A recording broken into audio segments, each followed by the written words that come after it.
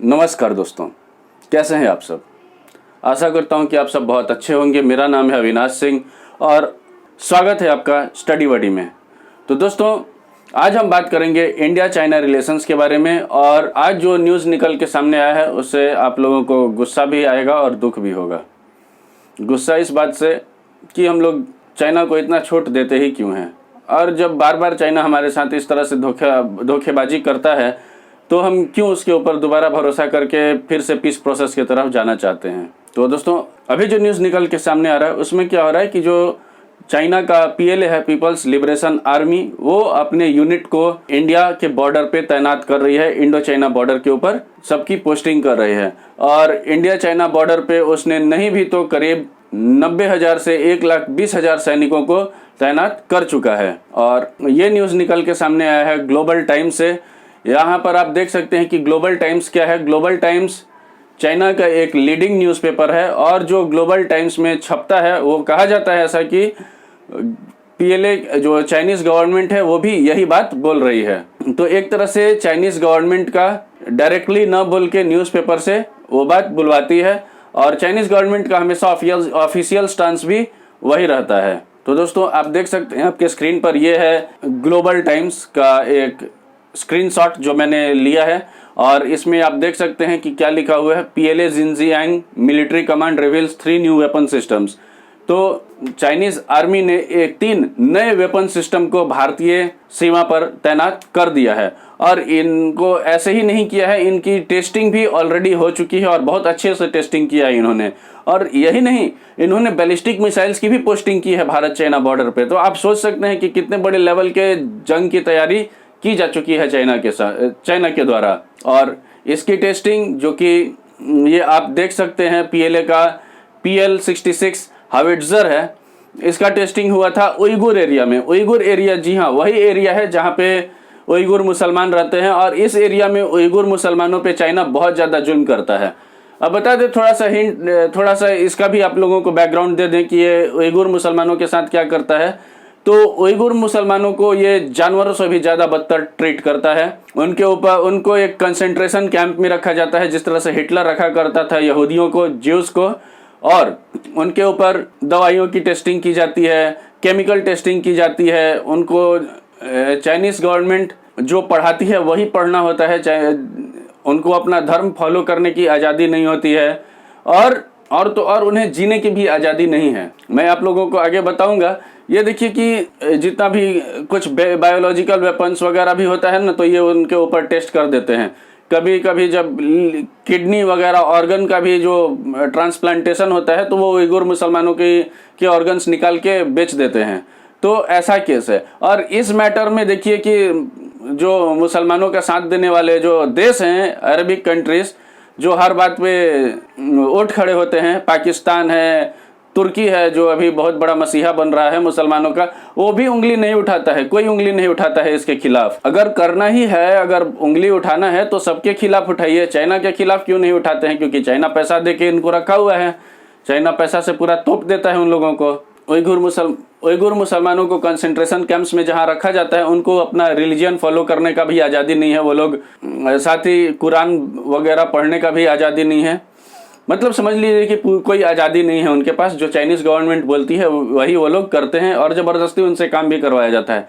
यही नहीं, जो लोग बात नहीं मानते हैं चाइनीज़ गवर्नमेंट का, उनके साथ बहुत ज़्यादा टॉर्चर किया जाता है। उनका प्राइवेट पार्ट्स में भी शॉक दिया जाता है और बहुत ज़्यादा यातनाएं दी जाती है, जिसको आप एक चैनल पे उसको डिस्क्राइब करके बताया नहीं जा सकता है। और उसके बाद ही यूरेशियन टाइम्स में भी ये आर्टिकल छपा था कि India China row Chinese PLA gets new artillery system as border conflict simmers with India.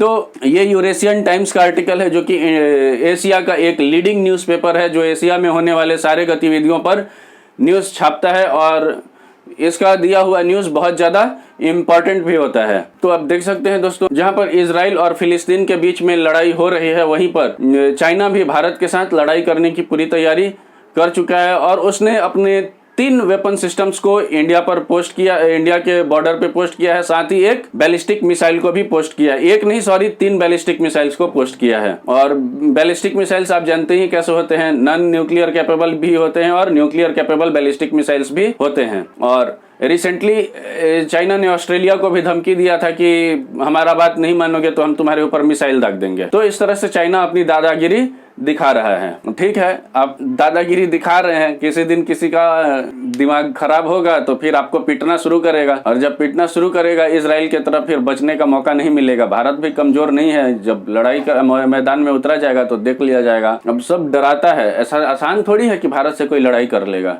और जीत के निकल जाएगा। और हाँ दोस्तों, हमारे चैनल को लाइक शेयर और सब्सक्राइब जरूर कीजिए। हमारे चैनल पर लाइक शेयर सब्सक्राइब बहुत कम आ रहा है। आप लोगों की दुआओं की जरूरत है, आप लोगों के सपोर्ट की जरूरत है। तो कृपया चैनल को सब्सक्राइब कीजिए ताकि हम और अच्छे लेक्चर्स आप लोगों के सामने लाते रहें। तो आते हैं मेन टॉपिक पे। तो चाइना ने 3 नए तरह के वेपन सिस्टम्स को डिप्लॉय किया है इंडिया के बॉर्डर पे, जो कि आप अपने स्क्रीन पर देख सकते हैं। पहला है PCL 161, दूसरा है PCL 181। तो ये आप देख रहे हैं आपके स्क्रीन पर, ये है PCL 161 और ये है PCL 181। और ये दोनों ही semi automatic self propelled howitzer system है। हाविट्जर क्या है? तोप है, बहुत बड़ा बड़ा तोप होता है हाविट्जर।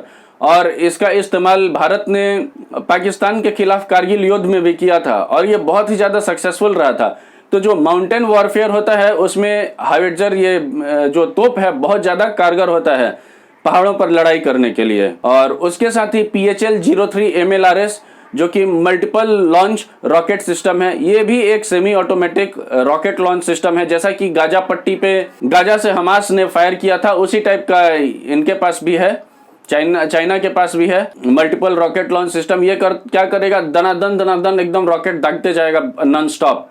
और ये जो PHL 03 सिस्टम है, ये रसिया के मर्च BM-30 स्मर्च से के तर्ज पे बनाया गया है। एक तरह का ये कि एकदम उसी का डुप्लीकेट 2 कॉपी है और उसी के जितना कारगर भी है। इसके साथ ही इसमें एक कंप्यूटराइज्ड नेविगेशन सिस्टम वगैरह सब कुछ है, ताकि ये एकदम जगह पे फायर करेगा और जाके अपने निशाने पर सही लगेगा, जिसके कारण क्या होता है कि ये एक गाइडेड मिसाइल सिस्टम की तरह काम करता है। और इसके साथ ही चाइना ने 2 ब्रिगेड को तैनात कर दिया है। एक है रॉकेट फोर्स ब्रिगेड, और जिसको 12 और 13 बॉर्डर डिफेंस रेजिमेंट, इसको भी उन्होंने तैनात कर दिया है। और साथ ही जो बैलिस्टिक मिसाइल्स का हम बात कर रहे थे, वो क्या है? डोंगफेंग, जिसका अभी चाइना बहुत ज्यादा बखान कर रहा है, सबको बेचने की भी कोशिश कर रहा है डोंगफेंग मिसाइल सिस्टम। तो हो सकता है कि भारत पर उसको एक बार टेस्ट करेगा, ताकि उसमें दुनिया देख सके कि चाइना का मिसाइल सिस्टम बहुत ज्यादा ताकतवर है और उसका बिक्री बढ़ सके। चाइना अपने मिसाइल सिस्टम्स को कारगर दिखाना चाहता है। ऐसा है ना कि देखिए, चाइना का लड़ाई बहुत दिन पहले लड़ा था, 1962 वगैरह में युद्ध लड़ा था, और उससे पहले भी फिलीपींस इंडोनेशिया से लड़ा था, तो उसमें भी हार गया था। तो चाइना के सोल्जर्स के पास, चाइना के जो सैनिक हैं, उनके पास जो एक्चुअल जो लड़ाई होता है, जो युद्ध का मैदान में लड़ने का कोई एक्सपीरियंस नहीं है।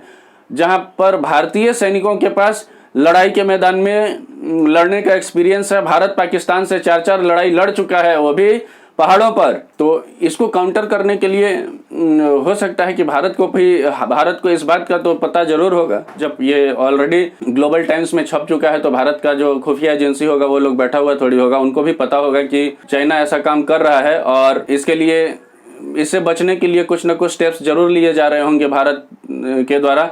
लेकिन आशा करते हैं कि भारत इसके लिए एकदम तैयार है, क्योंकि इस बार जो चाइना हमला करने वाला है, बहुत तगड़ा हमला करेगा। तो दोस्तों, ये था हमारा आज का लेक्चर। मिलते हैं अगले लेक्चर में, तब तक के लिए stay happy, stay safe and keep watching Study Buddy. Thank you for watching Study Buddy and please like, share and subscribe to the channel.